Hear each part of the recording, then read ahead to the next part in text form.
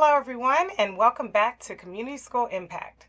I'm your host, Ada Carter, and today we have another exciting episode showcasing the incredible impact of the Community School Strategy.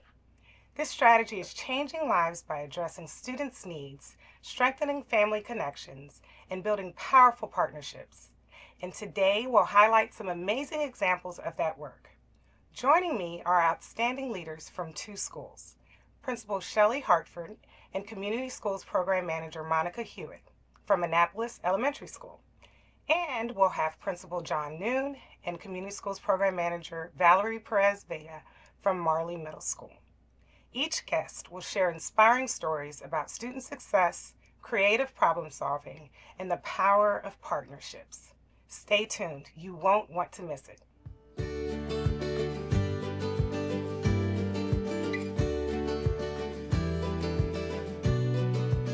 So I have with me now Principal Shelley Hartford and Community School Program Manager Monica from Annapolis Elementary School. Welcome. Thank you. Good to be here. Thank you so much for joining me. We look forward to hearing about what's going on at Annapolis Elementary School. We've got a few questions prepared and just want to hear from you what's been going on and what the impact of the community school strategy has been. So let's start with this. Every community school has its own heartbeat. What are 3 words, or a few more if you want, that describe Annapolis Elementary School, and how has the community school strategy helped to shape that identity? So I would say 3 words that describe Annapolis Elementary School are caring, close-knit, and tradition. Our school community has a long history of caring for the children of Annapolis and for their families. We are a very close-knit school community. We're small. We only have about 200 students total, about 50 staff, and we serve historic Annapolis and also the historic 4th Ward of Annapolis, the Clay Street community. And there is a very much sense of family and close-knit ties among the Annapolis community that we support. And then tradition. Our school is 130 years old. We are the oldest continuously operating public school in the state of Maryland, and so we have a lot of very special and unique traditions. And being a part of the community schools program has allowed us to strategically embrace those values of the school, to extend our ability to care for the community, to bring in the families to foster that sense of being close-knit, and then also to amplify our traditions and to make them more meaningful and more impactful on our community. I love that. I love the word you chose. I wouldn't think of close-knit as an identifying word to use to describe a school, but the way that you tied that together really makes sense, and I appreciate that description. Let's try another, well, not try, but I have another question for you. Can you share a bit about a success story that you've had at Annapolis Elementary where wraparound supports or partnerships had a big impact on a student or a family? So we are able to provide more support for our behavior team. And with the social emotional learning, we have several students that are siblings that we've been able to help. And as time has passed, the youngest one, which is still with us, is able to receive a lot of support. And there's a difference between her older brothers and herself. When her older brothers were with us, we were just starting as community schools. But she's had the privilege and that she's been able to be with us for the last 4 years. So she's been able to gain all that. With our social emotional learning, we have a mentoring group that she's able to come in and talk to our mentors. We have our social worker, which she meets with also. We also are able to use part of the wraparound services and run our after school programs that also give that extra support for not only for her but for our other students in our school. So you've been able to see a difference in how students are experiencing the community school strategy just as it's matured, right? So there's Yes. more access now to some student services positions and support Correct. that you can see a positive There impact. there has definitely been more access for the families because of the location of our school, it makes it harder for our families to get to our school or to pick up their students after school if we were to run programs.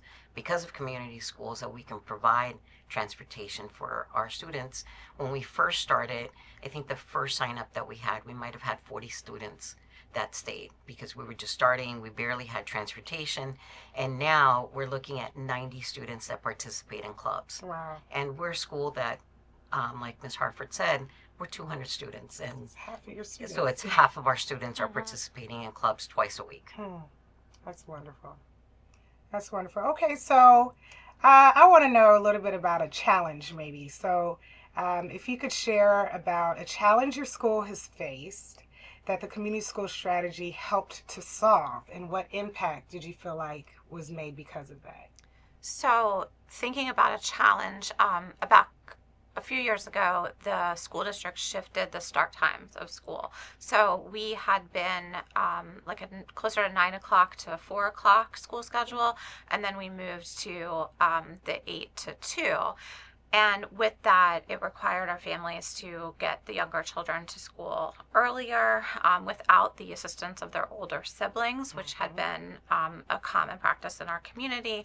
And then also with school ending earlier, there was more free time in the afternoon. And so parents were looking for support for their kids after school as well. And so I felt really fortunate that as we navigated that shift, we could draw upon the resources of community schools in a few different ways.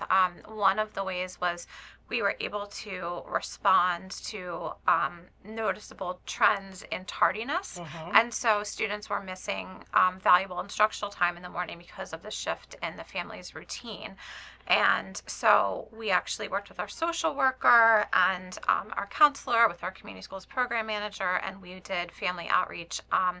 Specifically, we have done several bedtime routines, family events, to help the families kind of navigate, okay, if you have to have your child up, and out the door by 7:30, how do we back that up, and what does that mean at 6 o'clock the night before that you have to have in place so that those children are well rested, able to get a good night's sleep, and then able to get up and out the door quickly in the morning. And families really found that useful. We also utilize our community schools funding to support incentive programming. So our counselor dresses up as Punctual Pete.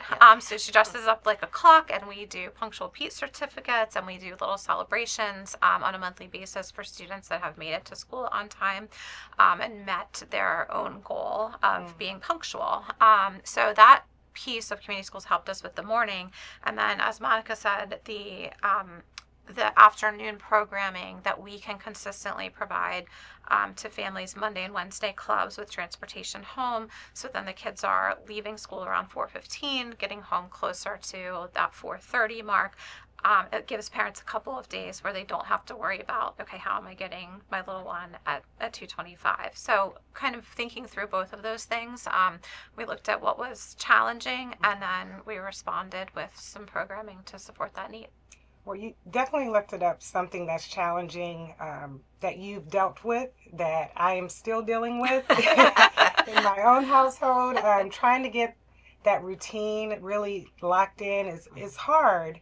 And when they are, you need to get them up in the morning and get them to school. If they haven't gotten enough rest, it really does impact how they show up for the day and their readiness to engage in learning. And so I love that you guys were partners to the families and supporting them in both before school and after school, and just supporting them in that way. And I think that's part of the community schools philosophy, is helping to have empathy and understanding, and seeking to communicate with the families and understand what their needs are, through the needs assessment that we do, as opposed to taking a punitive approach. Oh, you're late to school, you're late to school, you're late to school.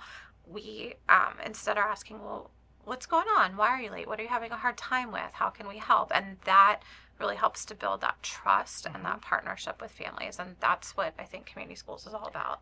Well, and part of it too is that the kids are seeing the praise that they're receiving for actually getting to school and being on time. And they love it because when we do the celebration once a month, then we print out their picture.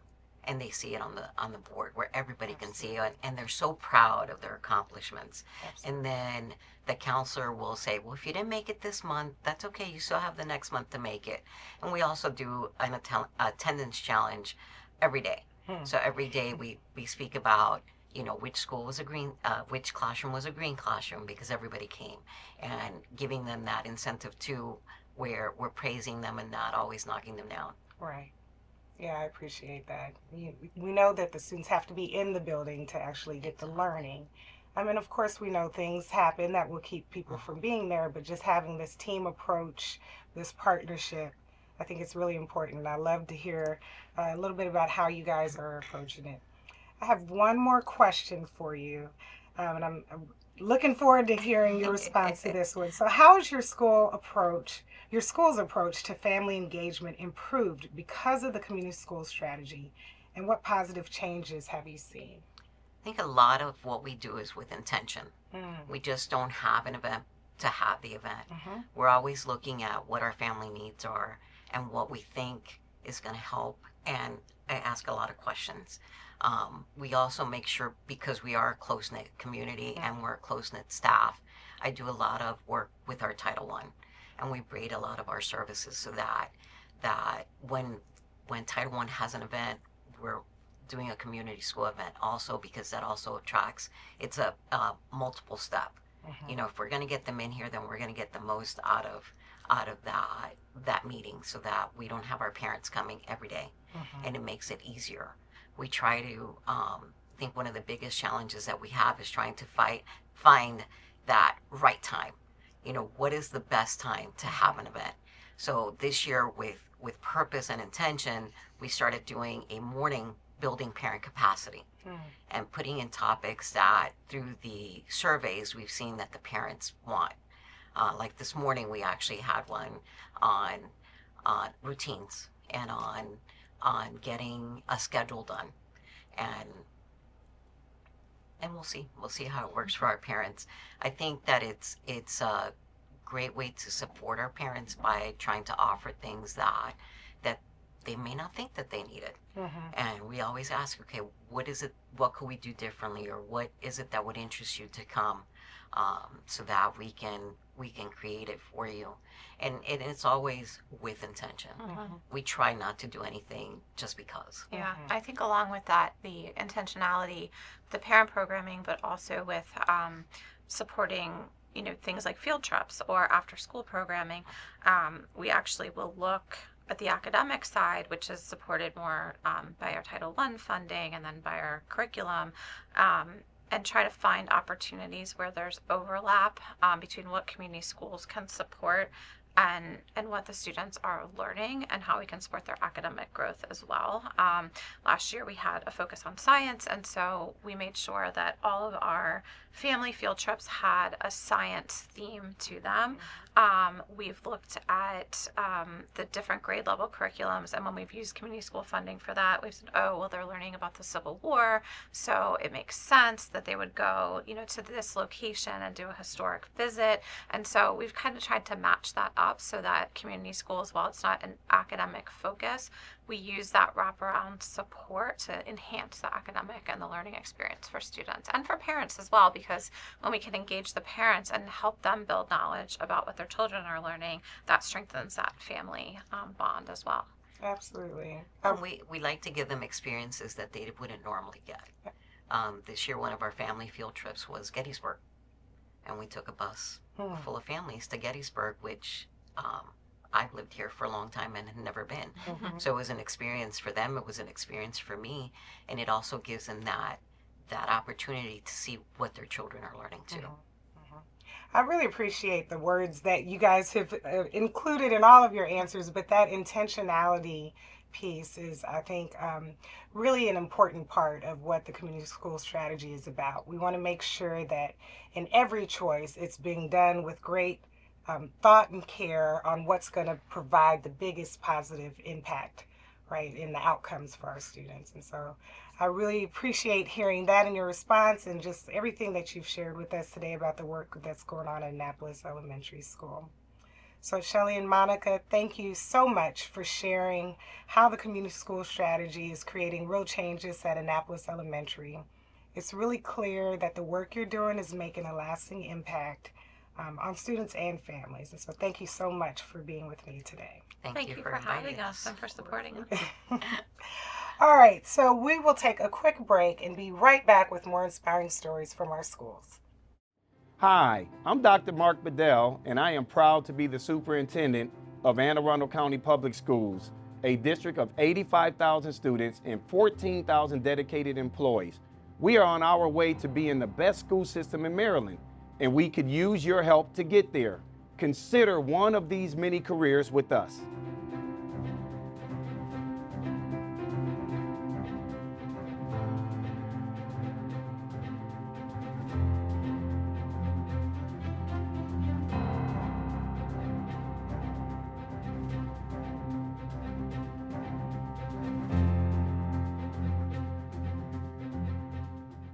So what are you waiting for?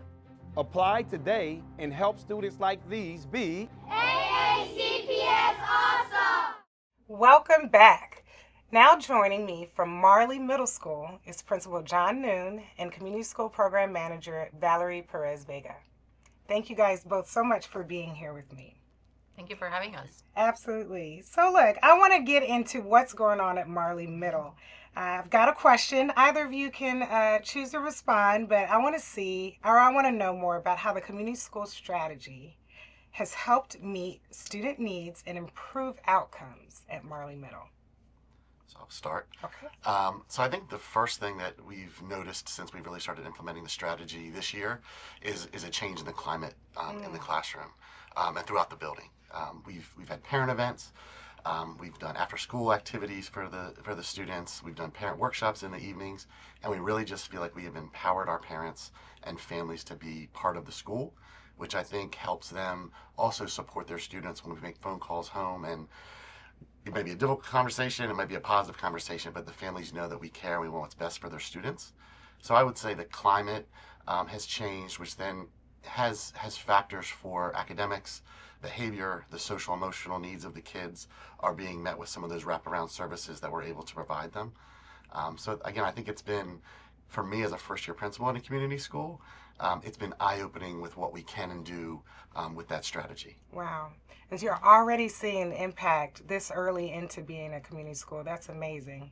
That's amazing. And I do want to give credit to Ms. Perez because Yes. she has been guiding me through this, having experience with it. So having her at my side has been amazing to implement the strategy and begin to sort of maximize what we can do with our students. Absolutely. Look at that. Thank a shout you. out for you right in the beginning. And same here. It's been wonderful to work with John. He's been very supportive of the community school strategy and sometimes my crazy ideas. he's very supportive. So Well, thankfully he's embracing your ideas, whether they're crazy or not, but you're getting the impact from it already. And so this is your first year, but you're already seeing a shift in the climate. And so just imagine what that will become over the years as you continue to be a community school. So Ms. Perez, can you share with us a partnership or a program that's had a noticeable impact on your students? And specifically whether it's improved achievement or attendance or any social emotional growth. yes. So one thing that was very exciting as a new community school last year was to be able to offer summer programs to our students. That's one of the things I kept hearing from families in conversations and from students, that there weren't a lot of opportunities for socializing outside of school, especially in the summertime for our age group. So last year we started summer camps at Marley Middle, and I was very blessed to have a supportive staff. A lot of the teachers were on board with the idea and they wanted to participate in the summer camps. So we were able to offer basketball, art, music, cooking, and then for the first time, a female step camp. All right. And it was such a great opportunity for those students. They loved it. They embraced it. So we continue to offer the STEP program during the school year, starting in October last year, as part of our after-school programming. And we had the opportunity to bring a partner, Community Transitions, which further enhanced the program. And they assign a mentor to our school that not only helped the students build the step dance skills, she also helped them with social emotional growth. So it's been an amazing journey to see these students from where they started, where they were, and now where they are in the program. We just watched them perform in front of an audience this week, and they did amazing. But they not only did amazing, as performers, but also with all the other skills that they have acquired thanks to that partnership. So again, they help them with their leadership skills, how to work as a team. So now seeing those students, they really have this beautiful supportive community within the program. That's wonderful. That's one thing I can think of. That's wonderful. I just love the opportunities that you guys are beginning to make more easily available to the students, and just the way that you're describing how it's impacting, or it is sure to impact their academic achievement as well. Like those leadership skills and the collaboration skills we know are so important for academic achievement as well. All right, so can you tell me maybe a little bit about a time when wraparound supports made a lasting impact on a student's success? So again, talking about enrichment opportunities for the students, I feel that in middle school, that's one area where we can support students to make a lasting impact, just offering them more opportunities that they wouldn't have otherwise. So I think that our community school strategy has really helped offer more opportunities than they had before. And going back to the STEP program, I was talking recently to the mentor and one of the teachers from our school who supports that team, how we've watched them, the students, two specific students that I can think of, we've watched them transform, and now they're the captains of the team. They are serving as mentors to their peers as well, and just using their leadership skills. So I think that that's one area where we can use our strategy to support the students, offer them a safe space where they can develop those skills, because we know that our students are very capable. They have so many talents. They're smart, and it's a blessing to be able to give them the opportunity to expand what we can offer so they can thrive in their environment. Yeah. And I can add to that a little bit, if that's okay. Yeah. I think every event we do at school is a community school event, whether it's titled or led by Valerie, and her work is always a part of it no matter what we do. And we had an event earlier in the year, an evening event, and it was a wellness initiative, and there was an opportunity for families to come in and work with yoga and some self-regulation. And it was amazing to see the kids who came in and were just thriving in an environment where sometimes we see at school they need some of these strategies to sort of self-regulate. So their parents got to see it work.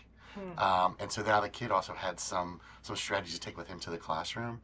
So we're also making an effort to work with our elementary schools to invite them to events, because we see as the middle school, we are a linchpin with our feeder schools, as well as when we send our kids on to the high school. So we're trying to invite them to the event. So we also had elementary age students and toddlers were there. So it was really cool to see the impact of some of that, initiative we have where we're pulling families in for some of the wellness initiatives.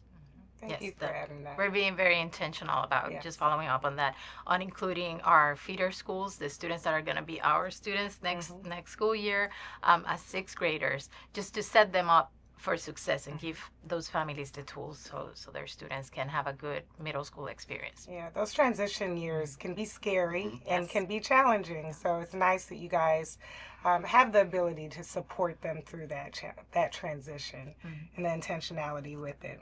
And to dispel the rumor of middle school being scary. That's right. Yes, right. That's right. It's scary for the kids and for the families, but it doesn't need to be, because it's another welcoming environment for the students as well. So yes, just seeing it with your own eyes sometimes can be enough. It's not this scary place. Yes. There's people here that will care about you as well.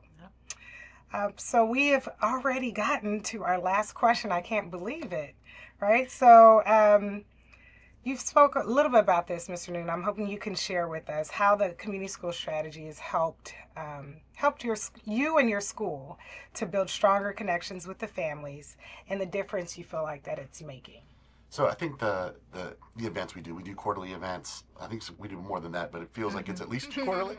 Time's flying. A little more than that, but yes. Right. So and sometimes we piggyback with we might have a dance showcase one night, and Ms. Perez worked on getting flyers and things with information that parents would want from outside resources and outside supports to just again kind of marry what we're already doing and then give parents additional resources to supplement it. Similar, like we had a Meet the Coaches night for our middle school sports, and we embedded some of our community school information and what was the power in the community school to make sure families knew what was there, as well as the resources we could provide.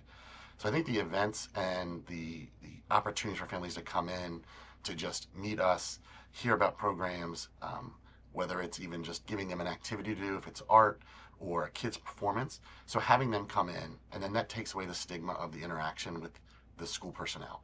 It's not just the principal calling with bad news, or the counselor calling to tell you their kid's attendance needs to improve. There's a bond that started on a positive front, and then the parents feel empowered.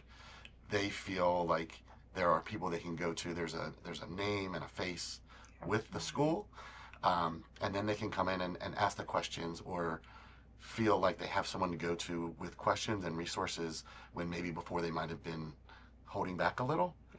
So I think that would be the area where families now feel more a part of the school.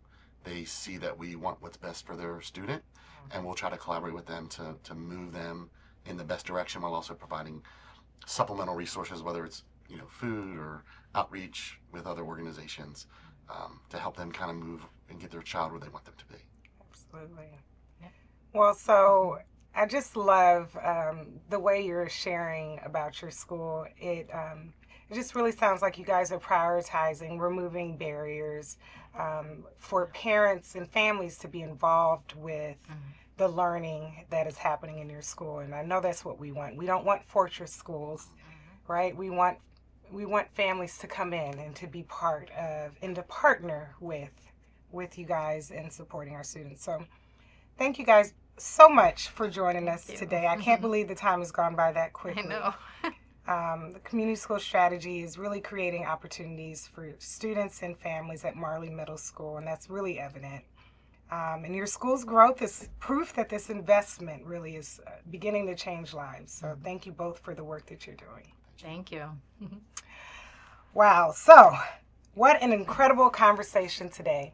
Thank you to Monica Hewitt and Shelley Hartford from Annapolis Elementary, and John Noon and Valerie Perez Vega from Marley Middle for sharing their powerful stories. We've seen how the community school strategy is transforming schools, connecting students and families to critical resources, improving outcomes, and opening doors for brighter futures. This is why the community school strategy is so important, because when schools, families, and communities come together, amazing things really can happen. Thank you for joining us today. Be sure to tune in next time as we continue to share the incredible work happening in our community schools. Until then, let's keep building stronger communities together.